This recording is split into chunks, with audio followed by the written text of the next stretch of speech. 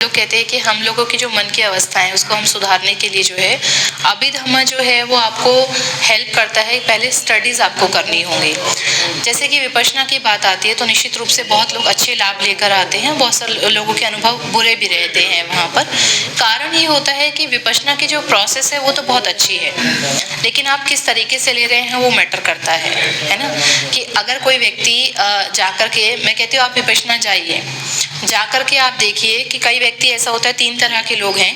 पहला तो जो जैसा बताया जा रहा है एज इट इज आप इंस्ट्रक्शंस फॉलो कर रहे हैं और आपको उसका पूरा लाभ भी मिल रहा है। दूसरा है कि आप घर से छुटकारा पाने के लिए, सांसारिकता से छुटकारा पाने के लिए 10 दिन रेस्ट करने के लिए जा रहे हैं, तो वहाँ जाने के बाद आप सोते हैं, खाली शरीर में आलस रहता है, थकावट रहती है, तो आप केवल सोने के लिए जाते हैं, है ना। जो भी घर में विकार हैं, कलेश हैं, उन सब से बचने के लिए आप जाते हैं, तो वो व्यक्ति तो कुछ नहीं ले पाएगा, क्योंकि वो सोचकर ही मानसिकता ही वो बनाकर आए कि मुझे 10 दिन आराम करना है वहाँ जा कर के, तो वो कुछ नहीं ले पाएगा।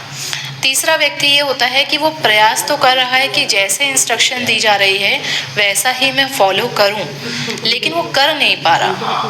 ध्यान के लिए आनापान से हम शुरुआत करते हैं, तो आनापान पे वो फोकस, नींद भी नहीं आ रही, उसको कुछ नहीं है, वो बिल्कुल दृढ़ संकल्पित होकर बैठा है कि जैसा बताया जा रहा है मैं वैसा ही फॉलो करूँगा, लेकिन वो फॉलो करते समय जो है उससे हो नहीं पा रहा। ऐसे व्यक्ति अभिधम्मा को स्टडी करना शुरू करें कि वो मन उनका अभी तक वहाँ तक विकसित हुआ ही नहीं कि वो एकाग्रता पर आ सके, क्योंकि मन अभी अकुशल विचारों में घूम रहा है पूरा दिन। अकुशल से आप जब पुण्य करते हैं, दानशील भावना का अभ्यास करते हैं, तो आपका चित्त डेवलप होता है, पुण्य कुशल पे जाता है, फिर और महाकुशल पे जाता है, फिर आपका ध्यान की अवस्था आती है कि आप जो है थोड़ा सा कर पाए। देखिए एक साधारण सी चीज़ है कि कोई व्यक्ति, हम पंचशील लेते हैं, कोई व्यक्ति निरंतर हत्या करता है, चोरी करता है, व्यभिचार करता है, झूठ, गाली गलौज, सारे वाणी के दुष्कर्म करता है, या बहुत नशा करता है, ऐसे व्यक्ति को आप ध्यान में बैठा दीजिए, वो ध्यान लगा ही नहीं पाएगा, बिल्कुल नहीं। क्यों? क्योंकि काया वाणी संयमित नहीं है, काया वाणी अनुशासित नहीं है। तो उसके लिए पहले क्या करना होगा? शीलों का पालन शुरू करना होगा।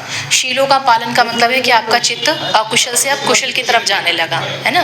फिर कुशल से आप शीलों का पालन कर रहे हैं, फिर धीरे धीरे वो धम्म भी सुनने लगेगा, शीलों का सुनते सुनते जागरूक रहना शुरू करेगा। अब उसकी बारी आती है, अब वो ध्यान में जाके बैठेगा तो उसका ध्यान लगेगा। तो ये जो अकुशल से कुशल तक डेवलप करना है, अगर वो नहीं लगा पा रहा है, सारे काया और वाणी से अकुशल कर्म कर रहा है, तो ध्यान में मन दृढ़ संकल्पित होकर बैठे तब भी उसका मन नहीं लग पाएगा। तो ऐसे व्यक्ति को स्टडी शुरू करनी चाहिए अपने मन के प्रति, ताकि वो काया और वाणी के प्रति ज़्यादा जागरूक हो जाए, काया वाणी से कोई भी अकुशल कर्म उसका बन ही ना पाए, नियंत्रित होने लगे, कंट्रोल, अकुशल उसका नियंत्रित होने लगेगा। और जैसे जैसे अकुशल उसका नियंत्रित होगा तो ध्यान में मन लगने लगेगा, जैसे इंस्ट्रक्शन से वो फॉलो करने लगे। तो ध्यान में जो लोग जाते हैं, जो सोने के लिए जाते हैं 10 दिन के लिए, तो आप आराम करने के लिए जाएं। जिनका ध्यान लग रहा है, इसका मतलब उनका चित्त पूर्व से उन्होंने खूब स्टडी किया है चित्त के विषय में, तो चित्त इतना डेवलप है कि वो ध्यान को पूरा ग्रहण कर पा रहे हैं और उसका फ़ायदा भी ले पा रहे हैं। और तीसरे व्यक्ति जो लेना चाह रहे हैं लेकिन ले नहीं पा रहे हैं, तो वो शुरू करें चित्त पे काम। आज शुरू करेंगे तो कहीं ना कहीं आपको आगे के भाव में फल देगा उसको। तो आप माइंडफुल जो है रहना शुरू कीजिए, और उसके लिए आपको यह अभिधम्मा की स्टडीज़ बहुत ज़रूरी है।